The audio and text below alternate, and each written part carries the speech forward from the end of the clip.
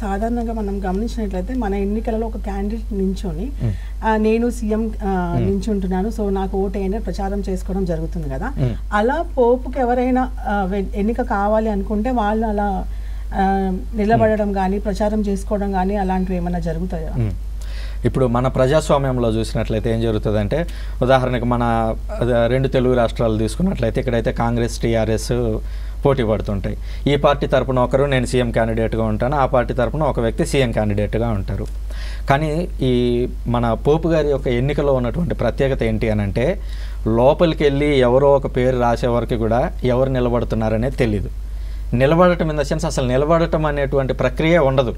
లోపలికి వెళ్ళినటువంటి ప్రతి ఒక్కరిలో ఎవరో ఒకరు పోపు కావచ్చు. సాధారణంగా ఏం జరుగుతుందంటే, చర్చ్ అడ్మినిస్ట్రేషన్ ఎవరికైతే బాగా తెలిసి ఉంటుందో వాళ్ళని పోపుగా ఎంచుకుంటూ ఉంటారు కాబట్టి సాధారణ వ్యక్తులు కారు.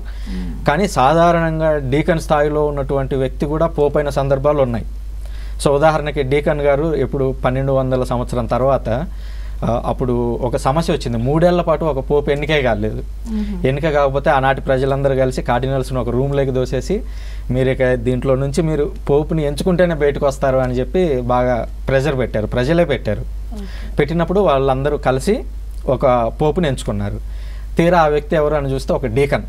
ఆయన ఇంకా ప్రీస్ట్ కూడా కాదు, పూర్తిగా ఫాదర్ కూడా కాదు. సో అప్పుడు ఏం చేస్తారంటే, ఆ డీకన్ని ముందుగా ఫాదర్గా అభిషేకించి, ఫాదర్ తర్వాత బిషప్గా అభిషేకించి, బిషప్ తర్వాత కార్డినల్గా అభిషేకించి, ఆ తర్వాత పోపు గారి యొక్క ఇది ప్రాసెస్ అంతా ఎన్ని రోజుల్లో జరిగిందంటారు? అప్పుడు చాలా కాలం పట్టింది. అప్పుడు 3 ఏళ్ల పైన పట్టింది, 3-4 ఏళ్ళు ప్రాసెస్ జరిగింది. కానీ వన్స్ పోప్ ఎలక్ట్ అయిన తర్వాత ఇక రోజుల వ్యవధిలోనే ఈ పట్టాభిషేకాలన్నీ జరిగిపోతాయి. కాకపోతే అది అప్పట్లో జరిగింది, 1200 సంవత్సరం అంటే 800 సంవత్సరాల వెనక జరిగింది.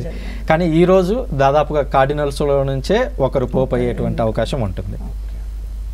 ఇప్పుడు కార్డినల్స్ ఎంతమంది వెళ్తారు సార్? ఎవరెవరికి అలాంటి ఛాన్స్ ఉంటుంది అవ్వడానికి? ఇప్పుడు ప్రపంచవ్యాప్తంగా మనకి 252 మంది కార్డినల్స్ ఉన్నారు. అందులో 80 బిలో ఉన్న వాళ్ళు మాత్రమే ఓటింగ్ వేయడానికి హక్కు ఉంటుంది. కానీ ఎన్నిక కావడం మాత్రం ఎవరైనా కావచ్చు.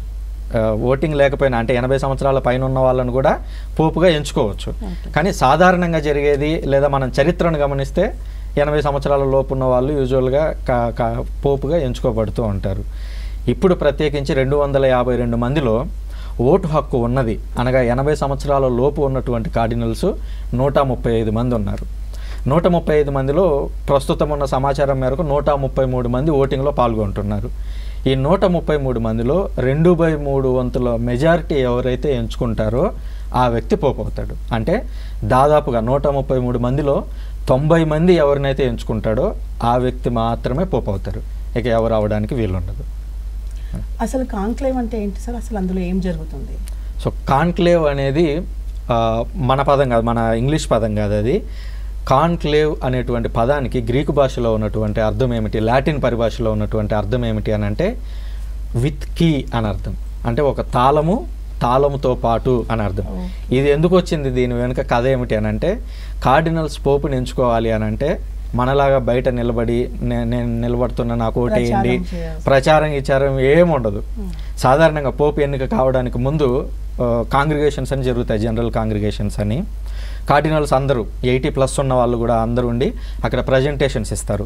అంటే ప్రస్తుతం మన సమాజం ఇలా ఉంది, మన చర్చ్ ఇలా ఉంది, ఈ విషయాల్లో వెనుకబడి ఉన్నాము, ఈ విషయాల్లో ముందున్నాము, ఈ విషయాల్లో ఇంకా చర్చలు చేయాల్సి ఉంది లేదా ముందుకెళ్లాల్సి ఉంది అని వాళ్ళందరూ చర్చలు చేసుకుంటూ ఉంటారు. ఆ చర్చలు చేసుకునేటప్పుడు వింటున్నటువంటి కార్డినల్స్ కింద ఎవరైతే ఉంటారో వాళ్ళందరికీ ఒక ఐడియా వస్తుంది. ఏమని, ఓకే ఈ వ్యక్తిని పోపుగా ఎంచుకుంటే ఈ వ్యక్తి ఈ రంగంలో బాగా కృషి చేయగలడు అని వీళ్ళందరికీ ఒక ఐడియా వస్తూ ఉంటుంది. ఈ విధంగా దాదాపు 9-10 జనరల్ బాడీ మీటింగ్స్ లాగా జరుగుతూ ఉంటాయి. అక్కడ కార్డినల్స్ వివిధ అంశాల గురించి మాట్లాడుతూ ఉంటారు. ఆ మాట్లాడిన తర్వాత వీళ్ళందరూ కలిసి మే 7వ తేదీ ఈరోజు కాన్క్లేవ్ స్టార్ట్ అవుతుంది. అంటే ఈరోజు వీళ్ళందరూ కలిసి 133 మంది కలిసి ఆ సిస్టీన్ చాపెల్ లోపలికి వెళ్ళిపోయి లోపల తాళం వేసేసుకుంటారు. సో కాన్క్లేవ్ అంటే లోపలికి వెళ్ళి తాళం వేశారు అని అర్థం. సో లోపలికి వెళ్ళి ఇంకా వాళ్ళు డోర్స్ వేసుకున్న తర్వాత వాళ్ళకి ఫోన్లు కానీ న్యూస్ పేపర్లు కానీ అసలు బయట ఏం జరుగుతుంది, ఉదాహరణకి మనం ఇక్కడ కూర్చొని మాట్లాడుతున్నాం, ఓన్లీ పోపు గురించి ఎన్నిక గురించి మాత్రమే ఇక ఇన్ఫర్మేషన్ లోపలికి వెళ్ళదు, లోపల నుంచి బయటికి రాదు.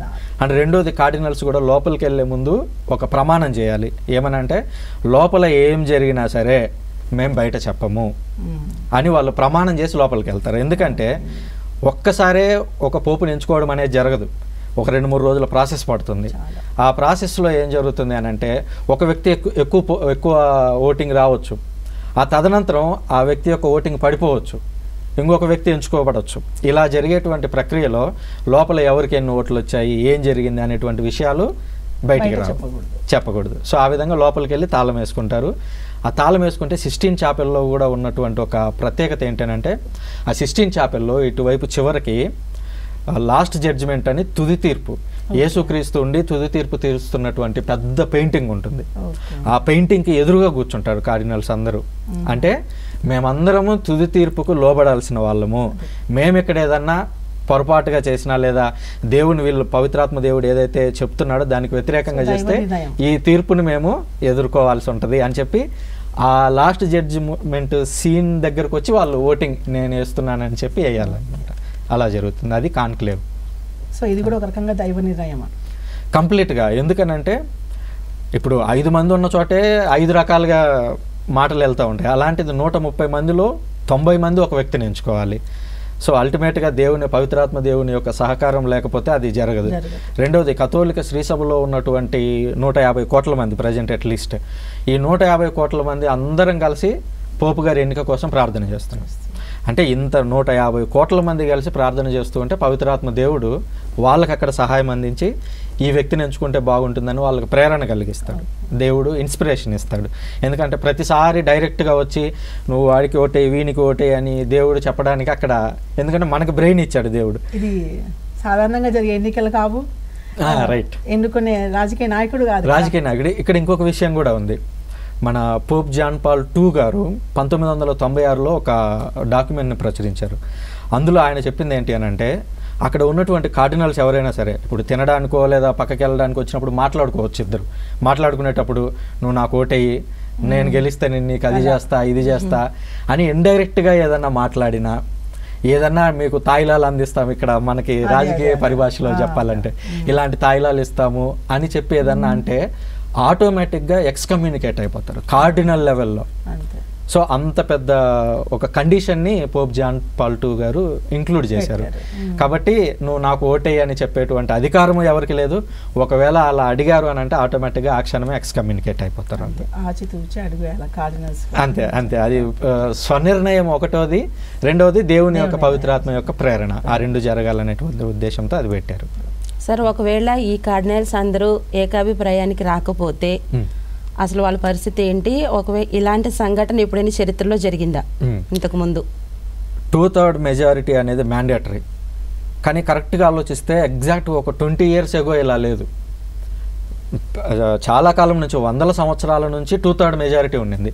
కానీ 1996లో జాన్ పాల్ II గారు ఏం చేశారంటే ఒకవేళ 30 లేదా 35 ఓటింగ్స్ జరిగిన తర్వాత కూడా ఒక పోపు ఎంచుకోబడకపోతే, అంటే ఇప్పుడు సాధారణంగా మనకున్న సమాచారం మేరకు రోజుకు 4 సార్లు ఓటింగ్ జరుగుతుంది. పొద్దున్న 2 సార్లు, సాయంత్రం లోపు 2 సార్లు, 4 సార్లు ఓటింగ్ జరుగుతుంది ఒక రోజుకి. అలాగా ఫస్ట్ 3 రోజులు జరుగుతుంది, ఈరోజు రేపు ఎల్లుండి. 3 రోజుల్లో రాలేదనుకోండి 4వ రోజు బ్రేక్ ఉంటుంది. వాళ్ళందరూ లోపలే ఉంటారు, బయటికి ఎవరు రారు, సమాచారం లోపలికి పోదు, బయటికి రాదు. వాళ్ళందరూ ఆ రోజంతా ప్రేయర్లో ఉంటారు. ఇంకా ఆ రోజు ఓటింగ్ జరగదు 4వ రోజు. అక్కడ నుంచి మళ్ళీ 7వ రోజు వరకు కొనసాగుతుంది. 7వ రోజు కూడా రాకపోతే మళ్ళీ ఒకటే బ్రేక్, మళ్ళీ జరుగుతుంది ఎన్నిక. అలాగా దాదాపు 10-15 రోజుల పాటు జరిగిన తర్వాత కూడా రాకపోతే 50% +1, అంటే మన ప్రజాస్వామ్యం లాగా అలా ఎన్నిక అయినా కూడా ఓకే అని జాన్ పాల్ II గారు 1996లో ఒక రూల్ తీసుకొచ్చారు.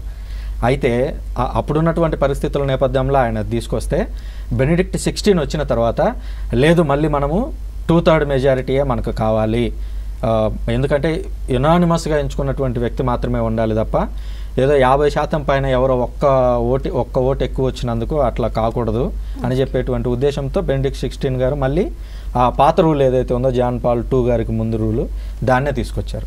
సో ఈ విధంగా యూజువల్గా మనకి 2-3 రోజుల్లోపే నిర్ణయం అనేది బయటకు వచ్చేస్తుంది. ఎందుకంటే దానికి ముందు చాలా మీటింగ్స్ జరుగుతాయి. ఆ మీటింగ్స్లో వీళ్ళందరికీ అర్థమైపోతుంది కార్డినల్స్కి ఇప్పుడు ప్రపంచం ఎదుర్కొంటున్నటువంటి సమస్యలు ఏంటి, దీనికి ఏ వ్యక్తి అయితే సమాధానం చెప్పగలడు, అని. దానికి తోడుగా వాళ్ళందరికీ డాక్యుమెంట్స్ లాంటివి ఇస్తారు, ఒక బుక్ లాంటిది. ఆ బుక్లెట్లో ప్రతి కార్డినల్ గురించి ఉంటుంది. ఆ కార్డినల్స్ అందరూ ఇతను ఏ ఏ రంగాల్లో పనిచేశారు. ఉదాహరణకి పోల్ ఆంటోని గారు ఉన్నారు. పోల్ ఆంటోని గారు కూడా పోపు గారు కావచ్చు, మనం చెప్పలేము అది. సో పోల్ ఆంటోని గారు ఏ ఏ రంగాల్లో కృషి చేశారు, ఈయన ఎక్కడి నుంచి, ఈయన ఇప్పటి వరకు ఏమేమి సంస్కరణలు తీసుకొచ్చారు ఆయన ఉన్నటువంటి ప్రాంతంలో, ఈయన పోపుగా ఎన్నికైతే ప్రపంచ క్రైస్తవానికి మేలు జరుగుతుందా అనేటువంటి ఆ డీటెయిల్స్ అన్నీ కూడా వాళ్ళ దగ్గర ఉంటాయి ఆల్రెడీ. సో వాళ్ళందరూ ఆ బుక్స్ అన్నీ చదువుతూ ఉంటారు. సో ఈ వ్యక్తి అయితే బాగుంటుంది అనేటువంటి అభిప్రాయం వాళ్ళకి వచ్చినప్పుడు ఆ వ్యక్తికి ఓటేయడం అనేది జరుగుతూ ఉంటుంది అలా.